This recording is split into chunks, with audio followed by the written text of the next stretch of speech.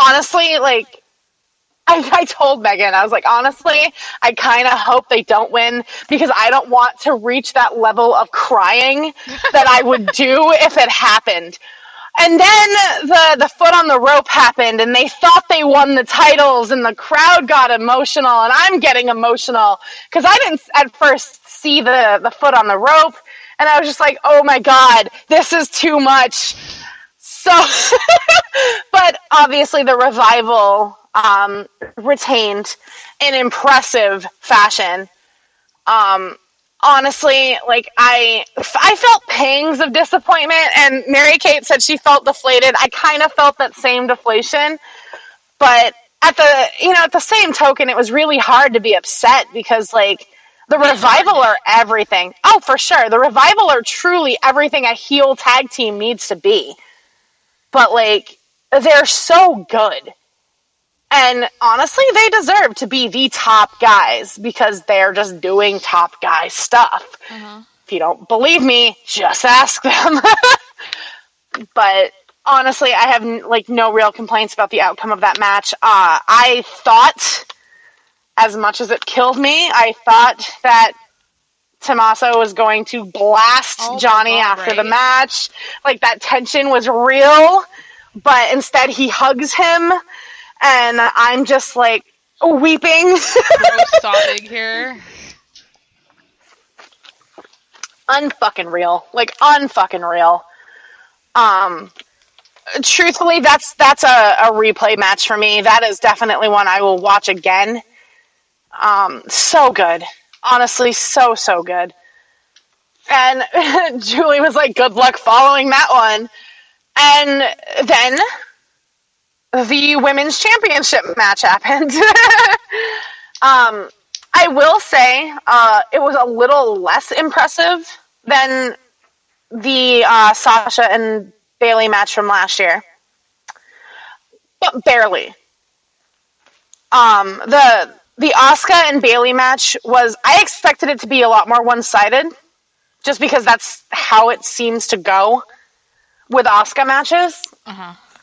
But it's not for nothing because Asuka's a bad bitch. I absolutely adore her. I can't even put it into words. I don't need to like try to figure it out. I've tried to explain it on this show before, and I still have not figured out how to convey my love for her. So I'm just gonna stop trying because like it's just not gonna happen, and I've come to terms with that. It's okay. But I adore her. And I said in the chat tonight, it's like, if you hate Bayley, you're just a terrible person because you literally have to be like soulless to hate her. Like, she is everything she's a precious cinnamon roll too perfect for this world. I have to admit, seeing Izzy there was a bit of a surprise. But of course, you know, we got the Bayley and Izzy hug, and, you know, I'm already a fucking mess.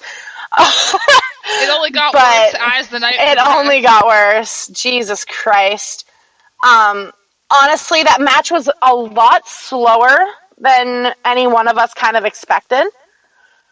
But for where it lacked in the speed and tenacity, it was intense. Oh, yeah.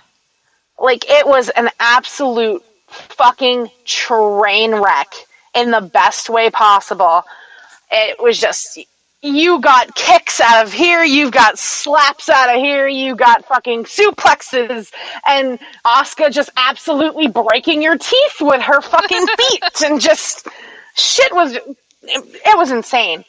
And I think, honestly, Bayley has become the first chick to break out of the Asuka lock.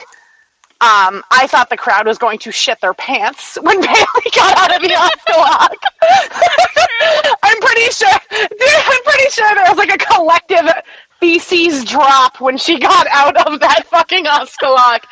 And then at one point, Bayley like tells Asuka to hit her in the face, and I'm like, well, this just right? That was so weird. This just took a turn for absolute, because Julie's dad commented that Bayley's squeaky clean, and then she's just like, hit me in the face, and it's just like, whoa, You just went from fucking rated G to rated... I'm not even sure there's a rating for this because, like, absolutely insane.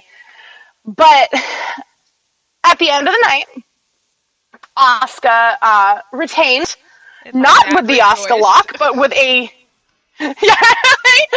She retained with by kicking Bayley's teeth to Manhattan.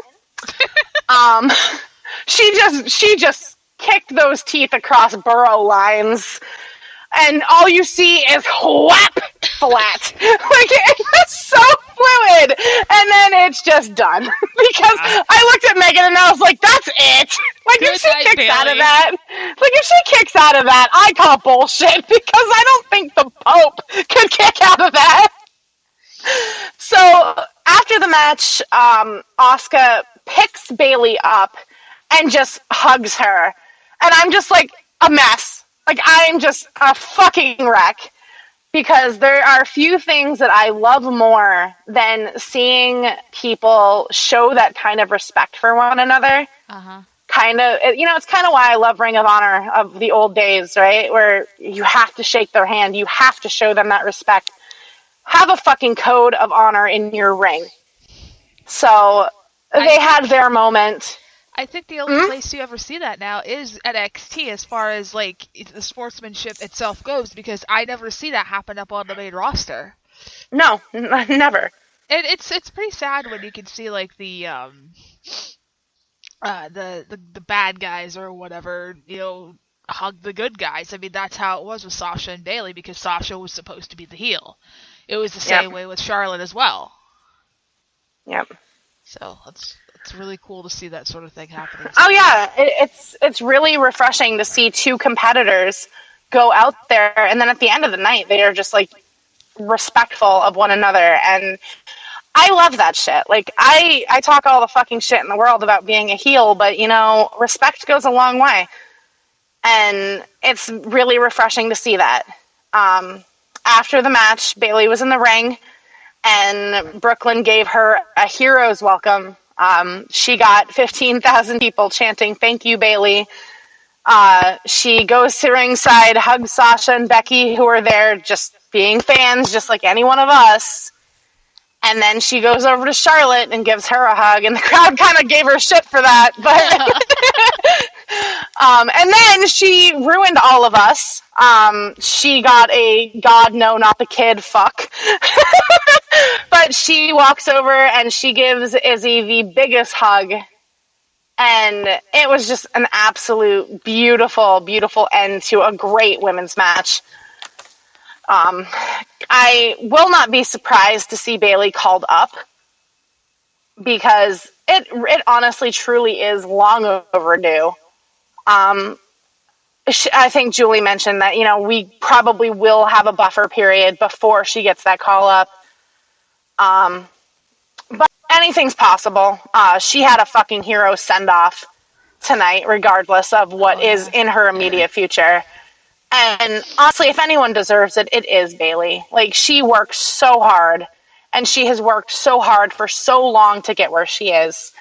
And again, if you don't like Bayley, you're a horrible person, and you should probably reevaluate your life. And this is coming from somebody who lives for the heels. Like, I am all about the bad guys, but Bayley is like the one baby face that I will fucking clap to her music, like full on seal clapping, because I just love her so much. And every time I see like the wacky inflatable fucking arm tube men, I like do the Bayley like woo shit, and I don't even care. Like, I look like a fucking moron, and I just don't care, because like I'm a wrestling fan, tried and true. It is who I am, and I just don't care. If you don't like it, you can go piss up a rope and die. But, so we're going to get into... And we're back to Neil. And we're back to where we need to be. We have about 5 minutes to talk about the main event. Oh, God, that's going to be so hard. Unless you want... Well, you know what? We could just wait until, like, the next part to do that, but, there were little bits that happened during the show that we could talk about. Like, they addressed the Cruiserweight Classic. True. And true. I guess they're giving a trophy to the winner. And that was fashioned by the guys at Orange County Choppers, to which me and Megan had a fucking fangirl fest, because we used to watch American Choppers when we were younger. And it's just the coolest. Yep. It looks like a cool little thing that they got right there, and it's just neat. It's neat to see stuff like that. And apparently, they're also responsible for the title that Dean Ambrose is holding right now. Huh? Yeah, that's kind of cool. That is cool. I really liked the look of the trophy. Like, the aesthetic of the trophy is really nice. Yeah, it's very simple, but it kind of speaks for itself. Mm-hmm. Oh, for sure. And then they had the last few people that are going to be doing the Cruiserweight Classic at ringside. And of course, I screamed and cried and had a fit. And he was in a suit, no less, so he didn't look completely homeless. So nice. I wanted to pet his head and give him a cookie. This is what happens, okay? Like, I don't know if you guys, I've seen this reaction in person. Like, she just becomes a mess of herself. Like, it's really, really cute. Shut up. She is probably one of the biggest, the Brian Kendrick, like, fans ever. I think I was beat by Daniel Bryan, though. Yeah, right. No, I just think Daniel wants to date him. Like, I think it's surpassed fan. Like, one of these days we're gonna find out that he just divorces Brie and marries the Brian Kendrick because, like, he's so in love with him. He's professed his love for that guy on television, okay? That's so funny. I love it. God bless that man. But yeah, like, there was a lot of really, there was also this weird video package. I know, what the hell was that? I have no idea, and I mean, I kind of was, like, half paying attention, just because I was in the chat, and I was kind of really focused on that, but I looked up, and it was, like, this whole fucking, like, anarchy-looking shit, and I'm like, I didn't know Solomon Crow was back. Like, I would pee! I don't understand! But, like, it was just, I have no idea what it is. Obviously, it probably is talent coming to NXT television. I believe so, because they did repost that on Twitter. Yeah, I actually have no idea. So that's kind of cool. Like, I like not knowing. I think it's a first. But yeah, I guess we will see where that goes. I swear if it's somebody that we know, you're going to hear pterodactyl screaming from New Hampshire and Florida, respectively. I mean, it's just going to kind of sound like claps at that point, but just don't worry about it. Just don't worry about it. It's fine. This is fine. It's okay. Apparently, Will is so erect because he got to see the BTS on TV. One match and I'm fucking sold. Okay. Oh yeah, dude, that fucking GTS made me hard. Like, as soon as let me just be real here. As soon as his music hit, I was full sail. Like, I was, like, fully, like, you know, from none to done, like, immediately. And that's fine, because I fucking love Hideo Itami, and I'm not gonna pretend that I don't.